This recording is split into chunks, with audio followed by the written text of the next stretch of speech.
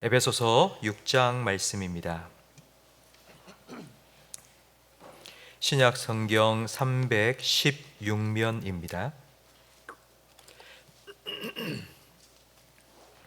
에베소서 6장 10절부터 18절까지 한 절씩 교독하겠습니다. 끝으로 너희가 주 안에서와 그 힘의 능력으로 강건하여 지고 마귀의 관계를 능히 대적하기 위하여 하나님의 전신갑주를 입으라. 우리의 씨름은 혈과 육을 상대하는 것이 아니요 통치자들과 권세들과 이 어두움의 세상 주관자들과 하늘에 있는 악의 영들을 상대함이라. 그러므로 하나님의 전신갑주를 취하라.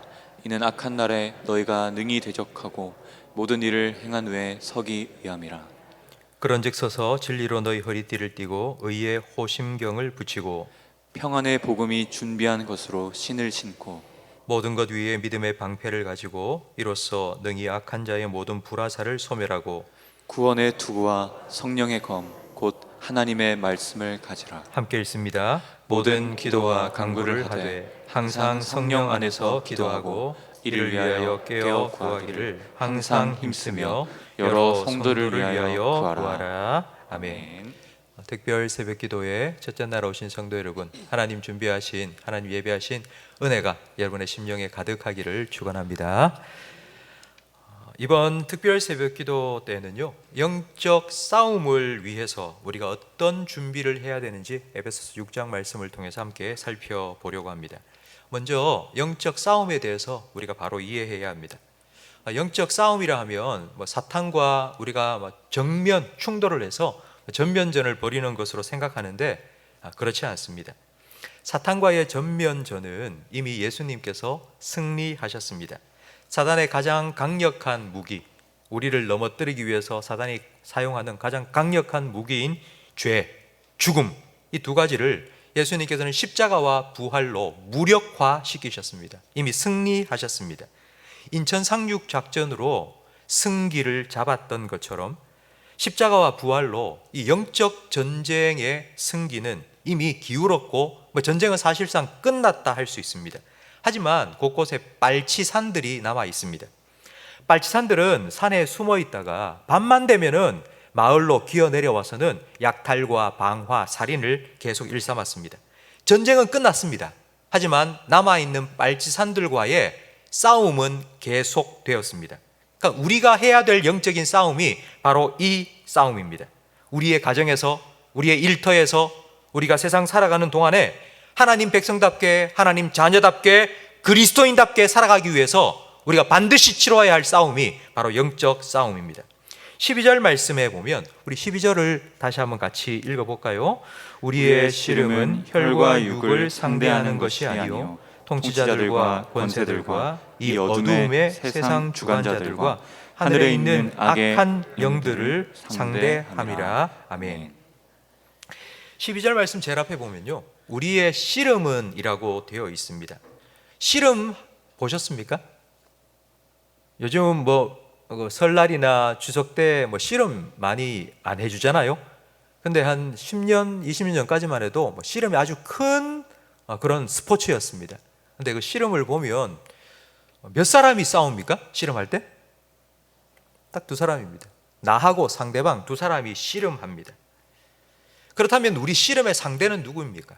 12절 말씀에 나와 있는 것처럼 바로 악의 영, 악한 영들입니다. 그러면 이 씨름을 우리가 어떻게 할 수 있을까요? 어떻게 해야지 우리가 이 씨름을 잘 하고 승리할 수 있을까요? 어떤 준비를 해야 될까요? 13절 말씀을 함께 다시 읽어보겠습니다. 그러므로 하나님의 전신갑주를 취하라. 이는 악한 날에 너희가 능히 대적하고 모든 일을 행한 후에 서기 위함이라. 악한 영과의 씨름을 하는데 그 씨름에서 능히 대적하고 난 후에 서기 위함이라고 말합니다. 그럼 씨름을 다시 한번 생각해 보십시오. 씨름을 하고 씨름이 딱 끝났습니다. 씨름을 하고 끝났는데 씨름이 딱 끝난 그 순간 서 있는 사람은 이긴 사람입니까? 진 사람입니까? 당연히 이긴 사람이겠죠. 근데 서지 않고 쓰러져 있다, 너부러져 있다, 그 사람은 진 사람입니다. 지금 하나님께서는 하나님의 전신갑주를 취하여 입고 능히 우리 씨름의 상대인 악한 영을 대적하여서 그 씨름이 딱 끝나고 나면 서 있기를 원하십니다. 이 말은 우리가 이 영적인 싸움에서 승리하기를 원하신다는 뜻입니다. 그럼 영적인 싸움에서 우리가 어떻게 승리할 수 있을까요? 하나님의 전신갑주를 입으라고 우리에게 말씀합니다. 그러니까 하나님께서 우리에게 주신 승리의 요건은 하나님의 전신갑주를 입는 것입니다. 여러분, 하나님의 전신갑주가 무엇인가 하면은 저를 따라하시기 바랍니다. 하나님의 전신갑주는 하나님이 주신다. 하나님이 주신다. 너무 쉽지 않습니까? 우리가 함께 읽은 14절 말씀부터 17절 말씀까지 계속하여 보면 하나님께서 우리에게 이렇게 말합니다. 입어라, 취해라, 신어라, 붙여라. 우리 보고 허리띠를 만들어 해라, 호심경을 네가 만들어서 뭐 붙여라, 우리 보고 만들라고 한 것이 아닙니다. 하나님께서 다 준비해 놓으셨으니까 그거 줄 테니까 그거 입으라고, 그래야지 승리할 수 있다고 우리에게 말씀합니다. 다시 한번 저를 따라 하시기 바랍니다. 하나님의 전신갑주는 하나님이 주신다. 하나님이 주신다.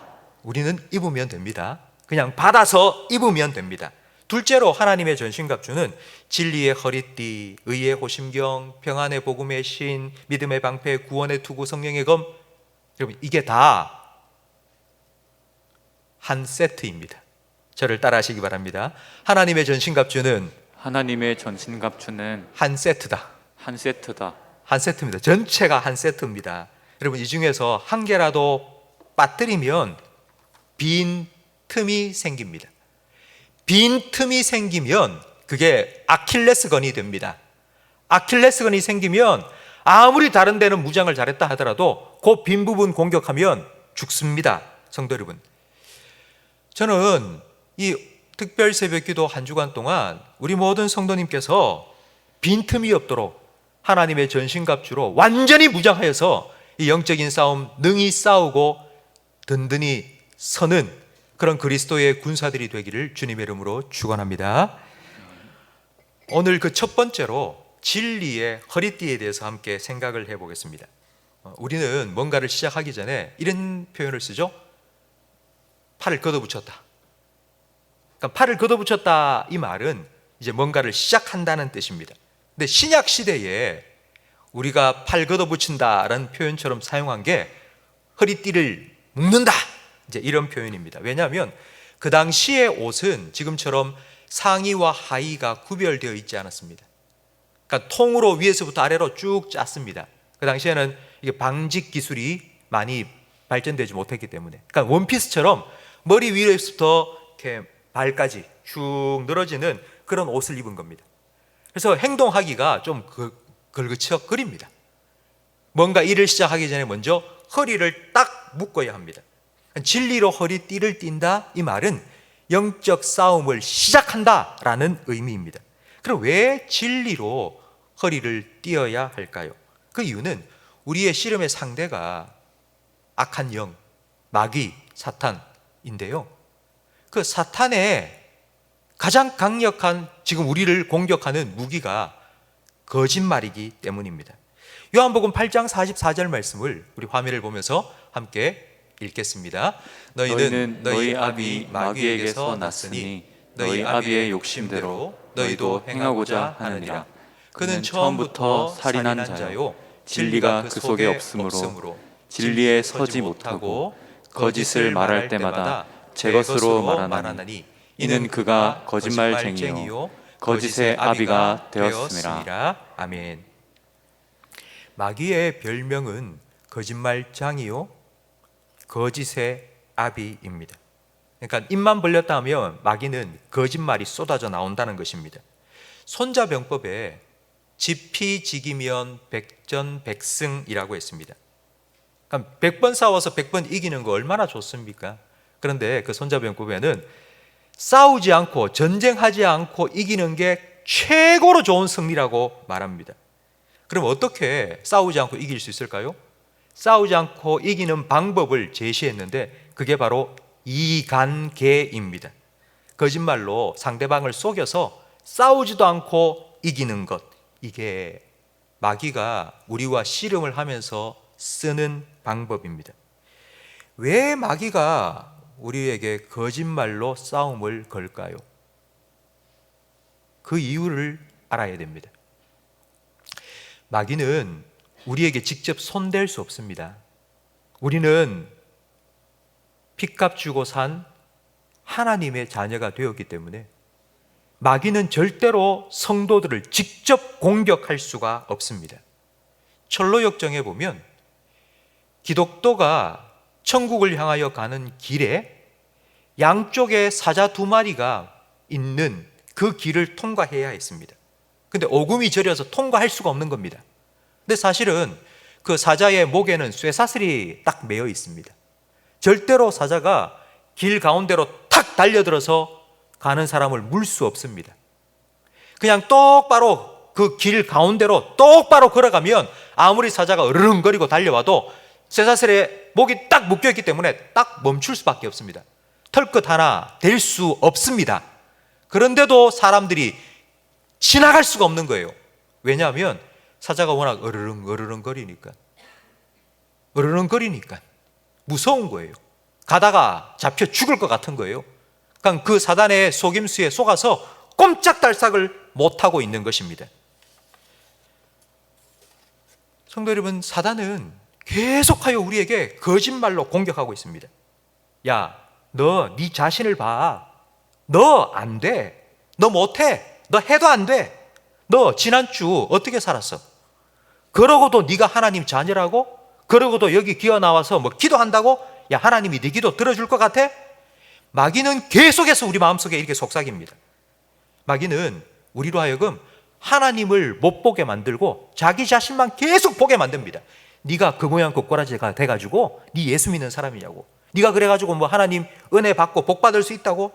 길을 꺾어 놓습니다. 기도도 못하게 만듭니다. 기도를 시작했는데 기도를 금방 포기하게 만듭니다. 성도 여러분, 나는 못하지만 하나님은 하실 수 있음을 믿으시기 바랍니다. 하나님은 우리의 행위 때문에 구원하신 게 아니고 우리의 믿음을 보시고 구원해 주셨음을 믿으시기 바랍니다. 어제 일이나 현재 일이나 장래 일도 하나님의 사랑으로부터 우리를 끊을 수 없다는 것을 믿으시기 바랍니다. 여러분, 하나님 말씀으로 마귀의 거짓말을 이겨내야 합니다. 다른 사람과의 관계 속에서도 계속하여 우리에게 이렇게 속삭입니다. 야, 저 사람이 너 이상한 눈으로 보는 것 같지 지금? 저 사람이 수근수근거리고 있는데 지금 네 얘기하고 있는 거야. 저 사람은 너 싫어해. 너 미워해. 저 사람 때문에 지금 네가 힘든 거야. 계속하여 거짓말을 합니다.